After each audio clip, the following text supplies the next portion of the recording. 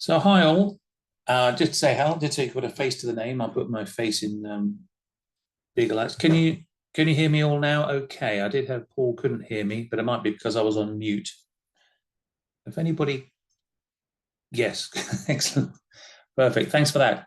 Right, I shall get back to sharing my screen. Now you know what I look like. If those of you haven't seen me before, we'll crack on. Welcome. We have a real good cross section of attendees this week. Just looking down my attendee list, and people will still keep joining as we start. But I see we have attendees from the US, the UK, France, a couple of different countries across Scandinavia, Brazil, and actually a couple from Eastern Europe, and a couple of rooms I know, another couple of rooms across Scandinavia. So I'm just going to. Okay, I just hope you can hear me okay. Can you hear me okay now? You can hear. Perfect. I think Paul's struggling there, but I just wonder if there's a bigger issue. Maybe that's just your laptop. Perfect. Right, I shall get going. Thanks for that. So, welcome to the 6 critical decisions made by highly successful CROs. For those of you who don't know me, I'm Alan. I've been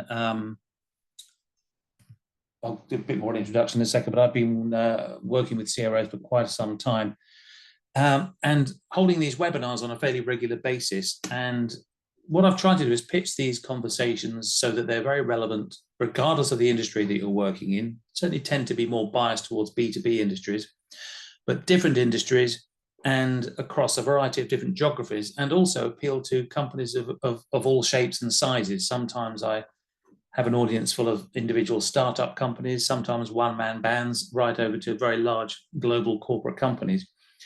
I guess the one common denominator is that and particularly with this hot topic, everybody seems pretty eager to accelerate revenue growth, which is obviously the key agenda item on the CRO's daily team sheet. Aside from that, to increase your own personal credibility and quality.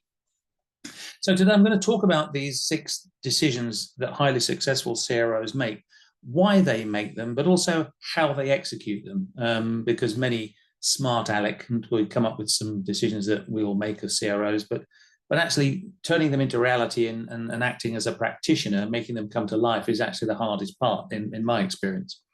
So that's what I'm going to be talking about. And really the purpose of this is not to kind of come up with an exhaustive list of all of those decisions really, but provoke some thought, very much from an exec perspective for you to just take away to think about, and maybe think about how that might relate to you in your own role. So by way of an agenda, my laptop to turn over, there we go. 2 minutes, a little bit of an introduction on me. I'm going to just get straight into it. What's the backdrop that we're operating within? And again, a reflective point, one picture to talk about that for a second. By way of a backdrop, you'll have your own perspective, I'm sure. And then we'll get straight into these 6 key decisions. What are they? How do we get them to life? And at the end, I want to talk about a free tool that I'm giving away for those of you who want to reach out to me, just very much complementing what we're talking about today, very much the focus on personal leadership as a CRO, tool that I've used personally myself, and it's used very powerfully by many of the CROs that I've advised and board people actually that I've advised too. There's another picture of me, can't get enough. Just the one page on my background, I guess. Started off in sport, actually, hence the reference to the Olympics. So I've got that sporting DNA throughout me, but pretty much most of my formative years, I seem to keep going from one large company to another large company, despite the promises to come work for a small business. Shell, Cable and Wireless, BT, large global telecoms and oil companies. Up to the latter end of my sort of practitioner career, running a piece of WorldPay, who many of you might know as one of the world's largest fintech companies, which was owned by 2 private equity companies, Bain and Advent, and who basically asked me to come and join them as an advisor, commercial excellence advisor. So I've spent the last sort of 7 years or so with 2 hats. One is advising these guys on how to improve the commercial excellence of their portfolio companies. And the other one is working directly for my own customers and coaching and mentoring individual CROs, which I'll come on to in a second. But I guess the punchline to this is that I've got a lot of experience with global blue chip companies. I've got an exhaustive amount of experience with private equity, and and a little bit of sporting background. So I guess that sort of DNA within me is all around results, frankly, results and customers. And then just finally, why people ask me, did I create Optilium Limited, which is the brand I operate under? Well, I mean, having spent 7 years supporting private equity businesses and portfolios, and having spent most of my career as a practitioner, probably doing the sort of roles that you're doing, what's dawned on me quite loudly is that the CRO role is still a very new one. It's fairly new, and support is being quite sparse, whether that's formal or informal. And also, of course, the CRO role is incredibly exposed. Big expectations, aren't there, with accelerating revenue growth? And growth is damn difficult, frankly. It's much easier to take cost out and do some of those other things that we all like to do. Very hard to grow the top line. So I did look around for some support and see what evidence was out there available to kind of help the CRO grow his or her role. And I found a lot of theory on individual elements of that, sales methodologies, marketing techniques, and so on. But there was no real umbrella sort of exec level content or support available. And I've also been continually asked for practical, easy to understand, easy to execute, simple methods and processes that a CRO can deploy to accelerate growth. And that's kind of where I've landed, really. And that's what the purpose of my world is formally helping, with all of my experience and I guess official qualifications in this subject, but more importantly, tons of knowledge and experience from having done it and been punched in the face myself by customers and members of staff. I've kind of crystallized all that blue chip content and all the private equity portfolio knowledge and sort of democratized it, if you like, for nice and easy, simple execution. So I kind of so my offering is a mentoring coaching business and an advisory business based upon simple execution without the jargon, if that makes sense.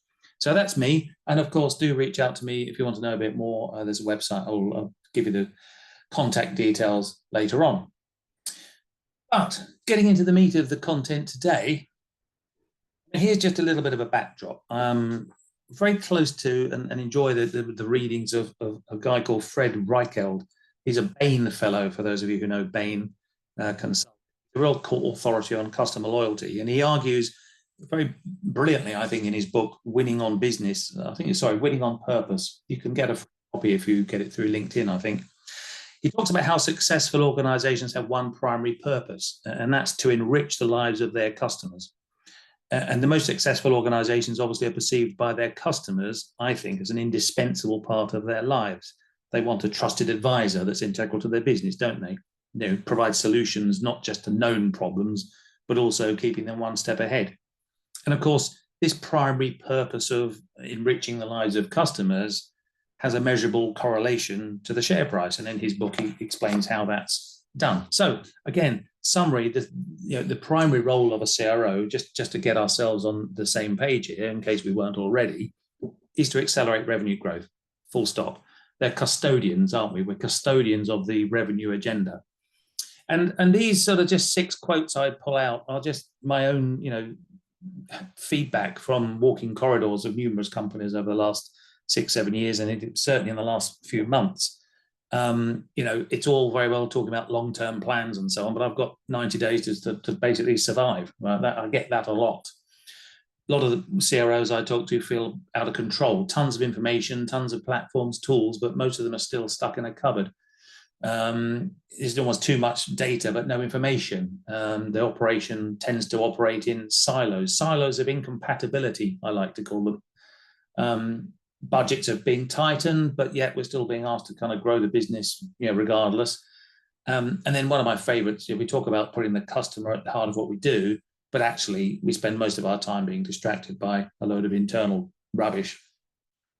And so I don't know if that resonates with you. I won't stop and interrupt our flow for now, for time, but hopefully you'll see some kind of mirror in there of your own day-to-day worlds. Just signpost as well, before I get into the 6 decisions, this is a topic that I also hold webinars on and written quite a lot on. Just reference for your information. I talk about the 6 traits of highly successful CROs. You can read these for yourself around the urgency, ambition, control, clarity, and focus. Do feel free to read more about that. But think of these decisions in conjunction with these traits without wishing to complicate.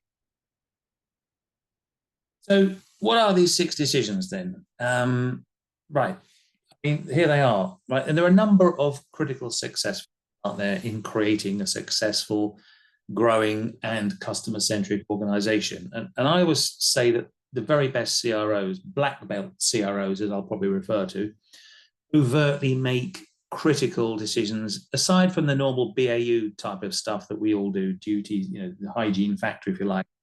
They make certain critical decisions, deliberate decisions that differentiate them when they're setting up the business for success. And these 6 common decisions stand out. They're a mix of hard and soft decisions, as I like to call them. They're also a blend of maybe business and somewhat personal content, if you start to get into the detail.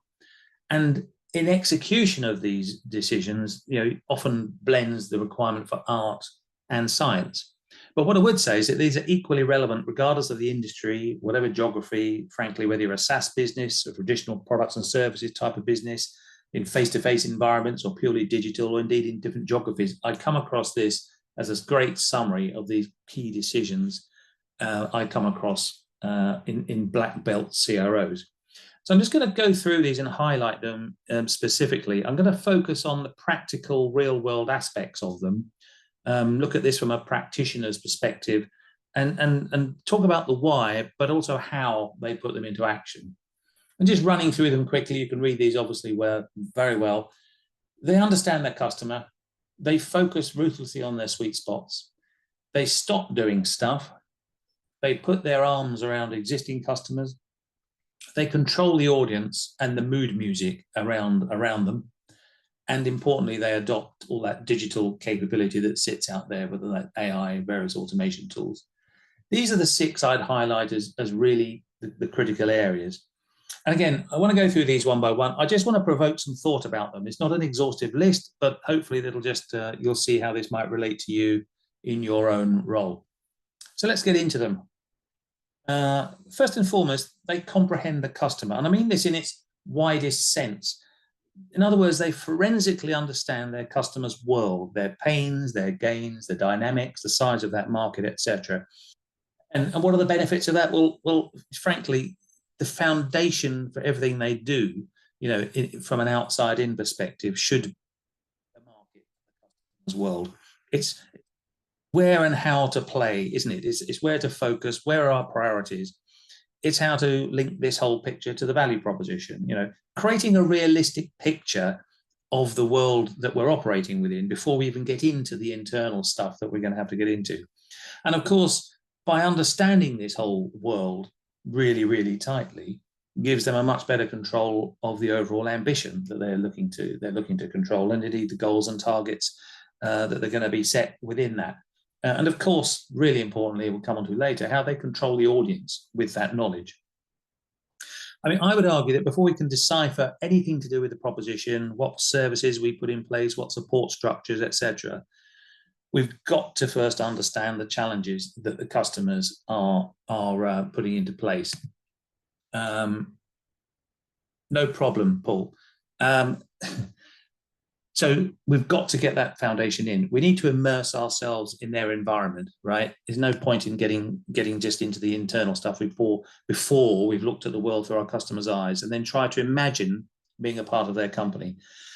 Also, this isn't a one-off exercise. They don't think of this as a piece of work project done. In an ever-changing world, this has got to become an ongoing, both formal and informal activity. Black belt CROs, frankly, have their finger on the pulse. So what do they actually put in place? What are the specific decisions? What are the practical actions that they can? Here's some examples, okay? First of all, they put in place someone who is an owner of formal market intelligence. Informal large companies, or maybe more informal in smaller companies, classically marketing might have a role in their business, or maybe an outside consultant might take this on if it's a smaller company. But the point is, somebody has a formal role or part of their role in understanding the landscape within that business, whether it's the companies, the ecosystem, the shapes, sizes, traits of the companies in that ecosystem, and of course the customers and prospects, using very specific criteria. They also have feedback loops. They put in place specific feedback loops to make sure they understand those market dynamics and those customer pains, gains, etc. And they will put a platform in place to do that. Now, this could be formally something like, a good example is CRM Chatter in Salesforce, for example, which a place where, if like a repository where frontline teams and partners share various gossip or information. Compelling events are very popular. In other words, what's going on out there? Are there any moves and changes in the market, regulatory changes, acquisitions, etc.? That's the place that people might pop them down. And of course, in parallel, marketing can scrape that information and turn it into something a little bit more formal. So that's an example of the feedback loop. Another feedback loop might be that you see these pain gain clinics where groups of people will get into a room and talk about a particular market, like the hospitality market or the retail industry, and start to talk about what they're hearing in terms of the challenges, maybe with customer loyalty or understanding their customers better or retention, etc. But they have specific diarised events and feedback loops that they can capture that type of information and make sure it's feeding into their overall intelligence. Membership of industry bodies, yeah. In other words, customers' industries bodies, not their own. So, for example, I remember in the US, the NRF, the Retail Federation, was one that many companies who are selling into that market will be part of. And they'll attend and involve themselves in those industry bodies and the events that go with them. They're not just listening, they're sponsoring sometimes. They might be presenting and engaging really, really deeply into them. There's a win-win, isn't there, by doing that? You won't get an understanding of what's going on, but you're also selling at the same time. I think always with this type of thing, you've got to have an opinion as a CRO and be prepared to express it at this type of forum. There's lots of local versions of that, breakfast meetings and those type of things. I'm sure you have involved yourselves in many of these types of things in the past. I think the point with it is they make a conscious decision to attend very specific events and become members of very specific industries bodies that are aligned to the segments in which they're focused. And we'll come on to that a bit more in a minute. They certainly make sure they understand who their most important customer is. One of my favorite questions when I walk into a new business is to ask the question, who is your most important customer? And the number of minutes I've added up over the years of people tap dancing in front of me before they typically tell me the largest customer, you'd be amazed. Right? It's very rarely the largest customer that is your most important customer. And there's lots of ways of measuring that. The lifetime value, there must be some understanding of lifetime value. Lots of different formulas of doing that. They normally involve revenue margin over time. Maybe in a SaaS business, you might deduct the cost of acquisition, etc. Doesn't matter, but there is some numerical method that you should be thinking about by which you can measure the value of your customer. And in an artistic form as well, what type of profile makes up our most important customer? Is it because they're a key marquee brand? Is it because they're growing fastest? Right? What lens do you use for important? And I think there's a whole lot of ideas I could bore you with on that one, but I won't for time today. Really importantly, the black belt CRO absolutely understands and can quantify the size of the prize for his business or her business, right? There's a real common blind spot, an area for exposure, I think, is not comprehending the art of the possible for your business. And this links also back to controlling the audience, I'll talk about a bit later. So, as I say, the black belt CRO understand both objectively and scientifically the potential value of growth for the business. They've measured it. They measure it using available market data. Here's a tool to do it. I know a lovely screen print of a very boring little sheet of paper, little Excel sheet, right? It's just an example that I use. But you could argue with it with the maths, but effectively there is some mechanism that has been used to get to an estimation of the world out there that you could potentially go after. Right? No one else can argue with it. If you've come up with a credible method and found the best available insight and use some acceptable assumptions around conversion rates, etc., then you have a sort of a size of the prize, right? At least you've got something around which to argue, right? So understand the universe in which you're playing, right? And then you can decide how to attack it. And then you can have an argument with someone else like a CFO as to whether you've got the right number. But these are some examples of practical ways in which you can actually understand the world that you're operating in. Decision two, CROs, successful ones at least, have a ruthless laser light understanding and attention areas of growth. Obviously, the benefits of that are they optimize resources and maximize the opportunities. Simple as that. There's no point wasting time on stuff that isn't going to generate value. How do they do it? Here's some examples. First and foremost, critically, they put in place a growth-orientated segmentation model, certainly for their back book of existing customers, and they look at the lens of new customers in the same way. But without operating with a formal customer segmentation model and understanding what a valuable, in inverted commas, customer looks like, then the business won't be able to focus valuable resources on the sweet spot. Simple as that. So in my opinion, segmentation needs to be growth orientated and aligned to the opportunity to add value to those sweet spot clusters of customers.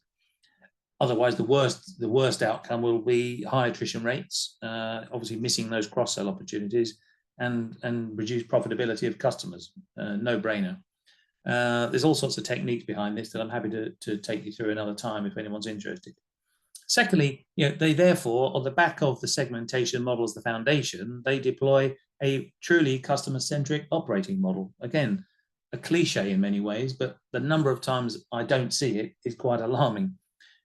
Making sure that we're aligning the resources and, importantly, the skills, the sparse skills that we have in the business to the sweet spots are critical. So, for example, you would put hunter-style account managers maybe to attack those high-growth areas and supported with specialist product sales support or special service desk or special marketing investment support, etc. But that operating model is absolutely aligned to the segmentation model. So therefore, you might have, for example, more desk-based or digital channel management for the manage efficiently box that I'm showing you on this bottom left-hand corner here for those that can see it. You're putting appropriate resources on the right groups of customers and supporting them actually in a way that they want to be supported themselves. They leverage the ecosystem brilliantly. They don't just leave it to chance. They put a person in place who actually looks after partners, and not just partners, but suppliers, integrators, consultants. Why? Because it improves your reach and improves your knowledge, doesn't it? If you can make the most of those suppliers and that ecosystem around your customers, you're getting free advice, free support, potentially free introductions. By the way, this is completely different to the sell through channel management model. This is purely understanding the customer and focusing with those third parties on the sweet spots and shortcutting the knowledge timescale. And then a nice one I always like to include is, if you recruit people from those customers' worlds where you're focused on, they'll hit the ground running. They'll use customer language. They don't get distracted by all that other internal stuff, or indeed your products. They don't have any baggage. They immediately start talking customers' language. So that's another little top tip for practically making sure you're focusing on the right segment of the market. Thirdly, they stop doing stuff. I have to say that despite the best plans, I always find initiatives in play that simply need stopping. There's a lot of busy fools around, aren't there? They seek those people out, right? They're quite happy to upset the apple cart, as we say, for the right results. Why? Well, pretty straightforward, isn't it? I mean, it's focus, right? By stopping doing things that aren't aligned to those focus areas, then you're backing up your words with deeds. You're removing the distractions, and also you're removing the excuses for people getting bogged down in things they shouldn't be. Also, you're making life more fun. I find when we stop doing things that aren't aligned to the big vision, then employee engagement will go up. So there's a lot of authenticity in your leadership by reinforcing your words with actions, by resetting the agenda, so to speak. How do they do it? What do they put in place? Well, goes without saying, again, I see a lack of this in a lot of places, but they make sure they have a very simple, clear vision with the goals that underpin it. And I'll allude to this a little bit more in the free tool. But it's very difficult to motivate your team and explain what not to do. There's no line of sight to the overall objectives of what we are doing, okay? So you need to create a story. It needs to be based on a vision that the company can rally around. It's got to be inspirational, be simple, clear, but also supported by a business plan. And it should demonstrate the believable impacts on the customer experience, which obviously will then link back to the measurable economic outcomes for us. In other words, if we behave in this way, we create value for our customers and value for us. Right? Simple as that. So the story you paint needs to be reinforced. It needs to be reinforced regularly, whether that's through a drumbeat of monthly communications or webinars or roadshows, whatever it is. But crucial to that, really, that communication and reinforcement are real life case studies that showing how the vision is coming to life by showcasing maybe how we've helped a customer achieve their goals and increase their loyalty through the services that we provided. One of my favorites too, Project Oxygen, I call it, giving the team the air to breathe and get on with their job. Audit the initiatives and activities. Right? So get the teams to tell you what things are stopping them getting on with their day job. Right? Businesses are a chamber of great ideas, aren't they? That often become projects with multiple arms and legs all over them, rarely with any project management or any goals for that matter. They dilute critical results, as we said earlier on, and resources.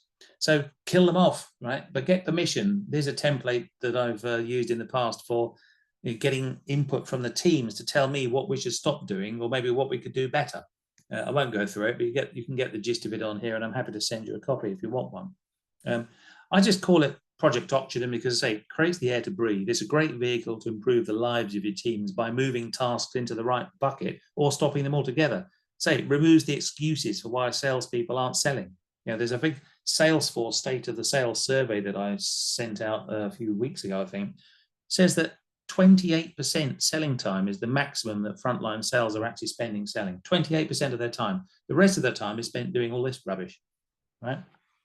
And then finally, a practical action on this one is review the KPIs. Are you measuring the things you said were important, right? Are these goals and initiatives that you said you're going to focus on, are they the ones you're actually measuring? If not, stop them, right? It all adds to the reinforcing mechanism as a leader that you may be unwittingly reinforcing the wrong ones, okay? So be intentional with the conversation that you have. Ask the questions about the right KPIs, informally and formally, and you'll start to reinforce that focus with your practical actions. Racing through the fourth one, they absolutely critical black belt CROs absolutely wrap a blanket around their crown jewels. Okay, the crown jewels are your existing customers, aren't they? In fact, the first job in any 30, 60, 90-day plan should be this. Okay, obviously benefits are they improve and protect your most important assets. Okay, reduce attrition. You're creating a foundation for growth, aren't you? Because if you keep those customers loyal and they love you to death, then they're going to buy more things from you. They're the warmest areas for growth. I always quote the Bain & Company statistic that they reckon a 10% increase in customer retention levels result in a 30% increase in the value of a company. That, for me, tells you all you need to know. What are the things they're putting in place? Well, churn risk assessment. This is a tool I invented a few years ago. Again, happy to talk about it offline with you, but you don't leave risk of churn to chance, right? Or do you leave it to the ramblings of frontline sales and service teams, right? You've got to implement a tool like this one, which you won't be able to read in detail, obviously, but I believe that all churn can be traced to 4: relationship, commercial, competitor, or operational, basically. And you can measure that and have an objective view of those risks, and then therefore put some kind of intervention in place. Cross-sell campaigns, upsell campaigns. Okay, another great example of how to make sure we're zooming in on those existing customers. The best way to retain a customer is to sell them more stuff, isn't it? Create stickiness. But you can leave that cross-selling to the individual behavior, if you like, in a BAU way, or the best CROs ensure some discipline. They decide to run very specific cross-sell campaigns with a big fanfare, rewards, governance, playbooks, etc., and they celebrate success. But they make sure consciously they decide to put in place a heartbeat of campaigns whereby they know they're increasing the stickiness of those customers, obviously, as well as growing the business. Back to the customer's floors, one of my favorites. It engages all the people across the business, not just the salespeople, and it focuses on business issues, not just the sort of products that you're selling. It's a softer sell, if you like. Customers love it because it's different and it gets people back to their business, whether it's waving in an airplane at the airport, he says jokingly, or packing bags at the supermarket. But it gets you into your customer's environment and just gets you closer to them and closer to their business, which they tend to like. Customer councils, love these. Another example for creating stickiness. getting your customers inside your world or inside your tent, as I like to say. It's a forum perhaps for sharing your strategy with them, for understanding market dynamics. Can be made formal or informal, including a breakfast or lunch. By the way, that avoids the bribery problems as well if you include the lunch with the customer council I've worked out. But yeah, again, it just gets your customers closer to you and help give you inside intelligence on what your strategy, for example, could be, or what type of event you could hold. Customer success plans for key customers, some of your larger ones, brilliant vehicle for demonstrating the value of your relationship. It's like an externalized account development plan for those of you who use them. Jointly lays out the customer's pains, how you're going to help them, and how you're going to measure joint success, literally on one page. Brilliant tool for doing that. Critically in that sense, if you've delivered all the things you said you were going to deliver and it's on a piece of paper, how can they ever leave you? Fifth point, really important, they control the audience. They make a decisive act, if you like, to control them, manage the mood music around them. So stakeholders, their investors, their colleagues, and of course, the internal teams below them. Why? And I can speak from experience here. You want to have the freedom and the space to execute your day job, don't you? You don't want to be pumped with questions every 5 minutes from the boss or the CEO or the stakeholders around you. It reduces, if you can control that audience, of course, and it reduces not to zero, never be the case, but the number of questions and the overhead of having to explain and present and turn up to all those internal beauty parades, right? So, if you can control the music, then you're going to improve your personal credibility, your professionalism, and of course, internally, you can improve the effectiveness of your collaboration of the team. So you're trying to gain trust through more transparency, a demonstration of control, and ultimately credibility. Here's a few things that I've deployed with people I've worked with and indeed for my own sake. First and foremost, deploying a blueprint for your business, okay? It doesn't have to be a big thesis. Here's one on a page. And this is one that I used personally as a little bit of an example content. Again, you won't be able to read it properly. But in a similar way to how we discussed the vision a little bit earlier, there is no better way than to control stakeholders than demonstrating that you know where you're going and how to get there, okay? The analogy is if I got in your car for a long journey, you may take the odd shortcut or wrong turn down a country lane, but do I feel safe in this car and believe I'll arrive at the destination? Yes. I mean, the great example here on the right, this picture is a sheet I've used with boards many a time and CROs, adapted from private equity days, in fact. It explains for each of these key areas in my business, where do I want to be by the end of the quarter? Where do I want to be by the end of the year? It talks about where we are now from a red, amber, green perspective. But importantly, despite the red, amber, green, it talks about which is the high, medium, or low priority area and what I'm going to do about them. I'm going to ignore some reds because I can't prioritize everything. Point is, you can argue this with your stakeholders, but you have a hymn sheet and you're in control of it and you're using it to control the audience. And of course, equally with transparent KPIs, dashboards, and that drumbeat governance, confidence will come with clarity and the perception of control. So, if you start to advertise those critical few KPIs and talk about them, then people understand that they're important and that you're in control of them.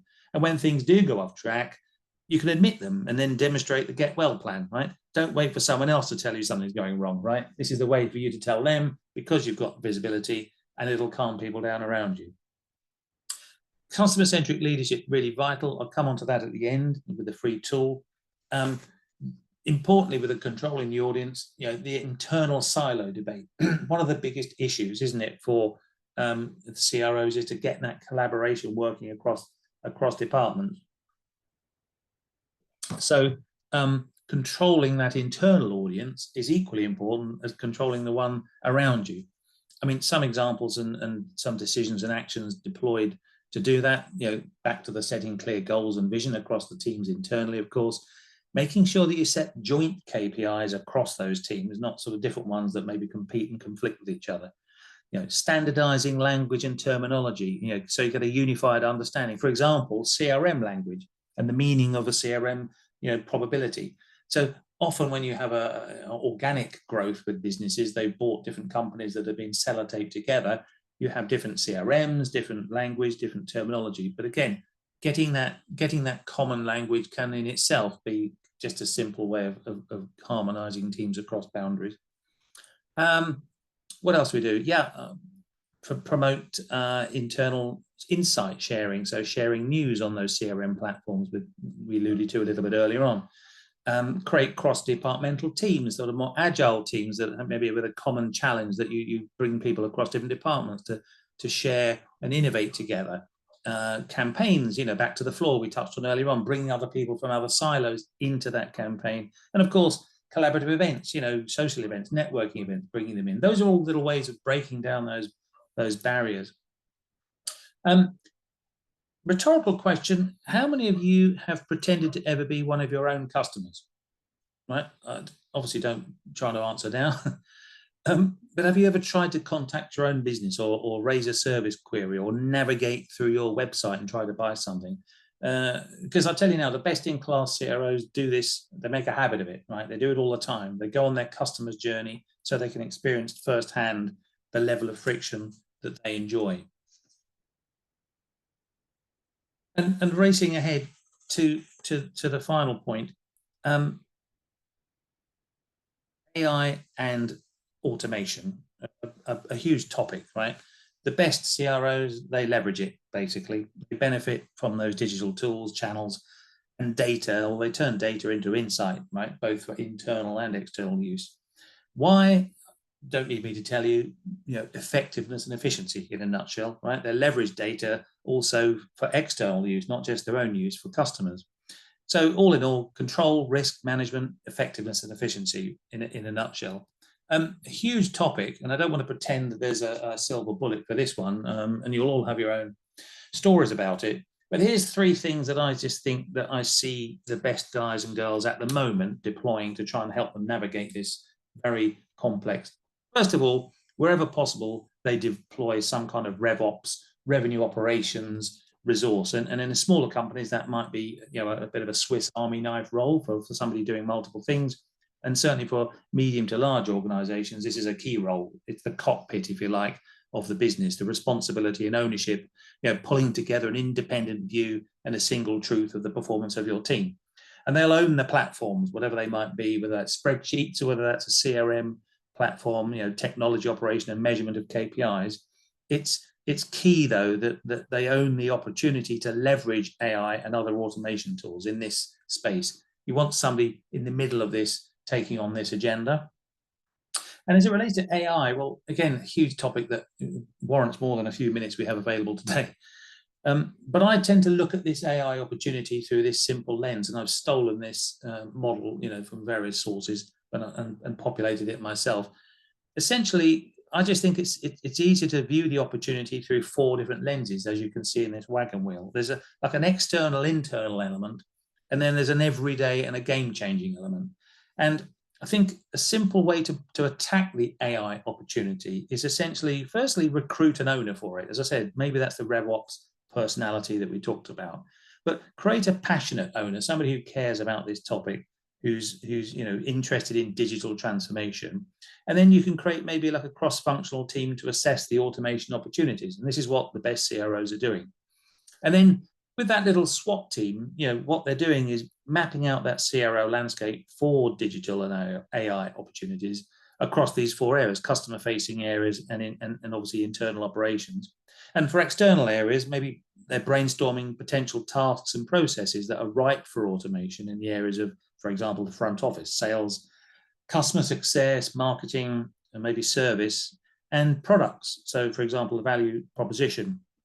And then for internal operations, they're considering the opportunities within the core operations, like the back office functions, maybe admin, commercial, and support teams.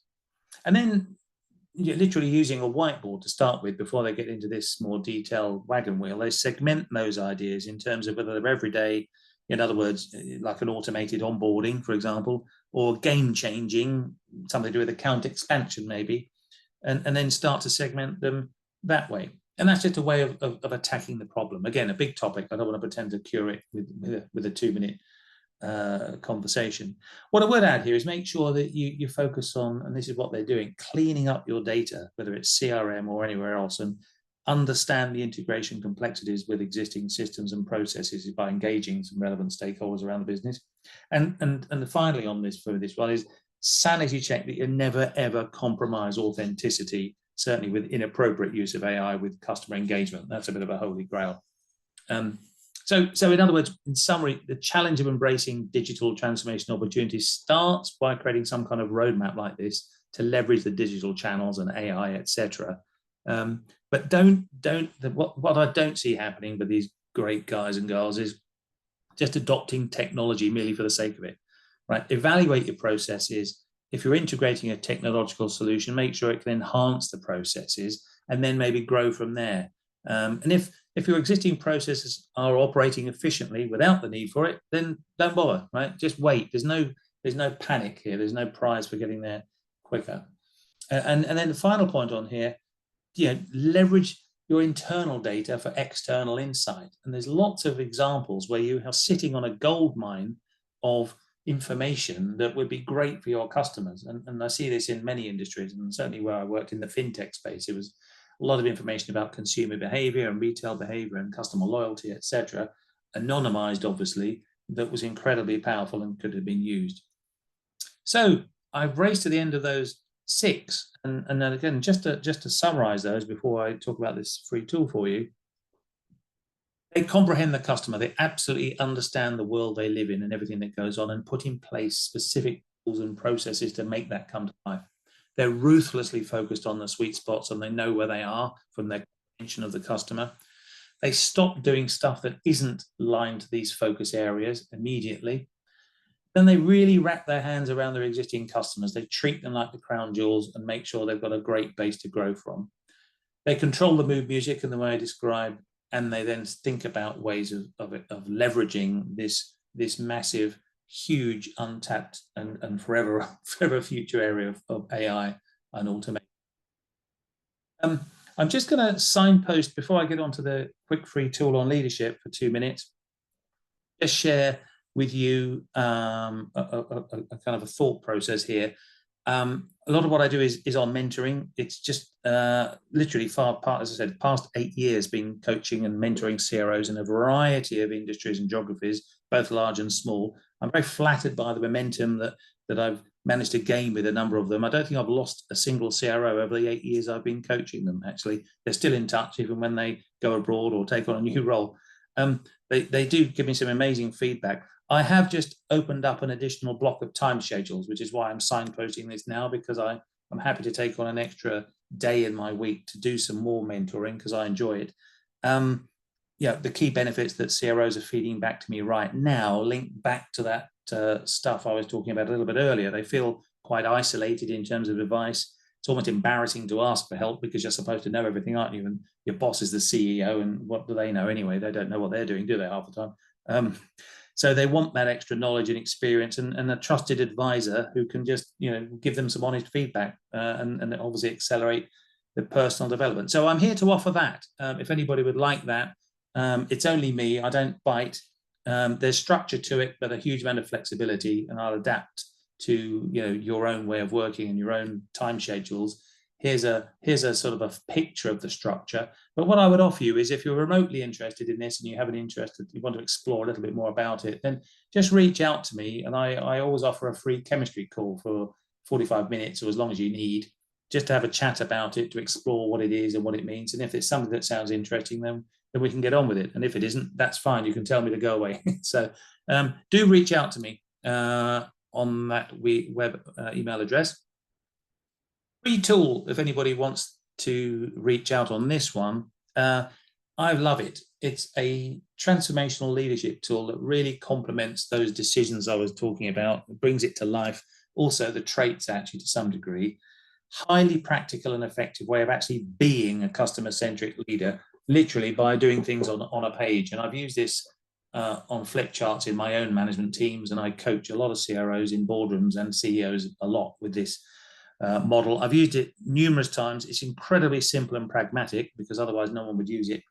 And it consciously changes the way that you act day to day. It's based, actually, I stole the idea a little bit. I don't want to steal all their thunder, from a McKinsey transformation model. It's the influence model for leading change, but I've converted it into the 4 critical building blocks. And essentially, these are the building blocks for them. It talks about the why am I doing this, the compelling story, am I motivated, and what do I need to do as a leader to make sure, what are the practical things I'm doing to make sure that this comes to life. People seek congruence in their beliefs and actions, and if they believe in the why, then that will inspire them to behave in support of change. So that's kind of what that's all about. Role modeling is what it says on the tin, doesn't it? People obviously mimic the individuals and groups who surround them, don't they, consciously and subconsciously. So it's critical for leaders to be acting and communicating in ways that are aligned with this desired change that you're looking for. And that's what we get into in the role modeling pot. And again, for all these blocks, I'm going to give you some very specific activities and tools that can make you do it, right? This is not some list of things to do as well as your day job. This is what you should do as your day job. Skills, basically making sure that you've got them in the team, that people think they've got the confidence and behave in the way that is expected of them. Sometimes we've got to recognize that our employees may need to build dramatically new skills, or we've got to enhance the resources to provide them. And you can teach a new dog or an old dog new tricks. There's proof that you can. So that's what we get into on that particular piece. And then from a reinforcing mechanism perspective, we all know that what gets measured gets done, and associations and consequences shape behavior, don't they? So leaders often don't realize that although they're undertaking a serious change, their incentive systems are still rewarding some of the old way of doing things, or encouraging conflict accidentally by not measuring, as we discussed earlier, the specific things that we're focusing on. So again, what we get in here is just some very specific, simple ways and ideas of how to bring this to life. The thing I would say is that these 4 things need to happen simultaneously. There is no good as a leader, you role modeling some good stuff and painting a great vision, but you're actually measuring a load of other things that aren't related to it, right? And indeed, you don't build the skills in the team to make things happen, right? This is something that you have to do consistently and all together, or don't bother doing it at all, right? That's what the best CROs do. They consciously decide to take these actions and put ideas in each of these boxes to make sure they behave in this way on a day-to-day basis. So, just a reminder, you can see on my website more information on anything you like, really. There are a number of toolkits that I have. I've measured them the other day. I think there are 30 plus toolkits. If you see anything on there that you like the look of, just ping me and you can have one, okay? I don't care too much. I'm not that proud. If there's something that catches your eye and you want to have a look at it, I'll just send it over to you if you want to reach out to me. But I do focus totally on this agenda of accelerating revenue growth. That's all I care about, and that's what most stakeholders seem to care about. And I do that by improving personal performance and by giving you those simple frameworks to work within, and simple tools that anybody, even me, can understand. So I really hope that session provoked some thought on those CRO behaviors. Again, just have a think about how that might reflect on you in your business, and if any of those resonate. I say not meant to be an exhaustive list, but meant to be just ideas for thought. And if you want to be a black belt, then I think if you did all those 6 things, you're not going to be far away from being fantastic. As I say, feel free to reach out to me. If you have any questions, feel free to do that now on the chat. I know I've got different rooms and different platforms here, so that could be a little bit hard to engineer. But if you have a question when we finish now, then again, feel free to reach out anytime you like. And I hope you found that useful. Don't forget, I also write a weekly newsletter, so sign up for that on LinkedIn. And of course, the website's got even more information. But hope you found that enjoyable. Thanks for coming, and I hope we meet again.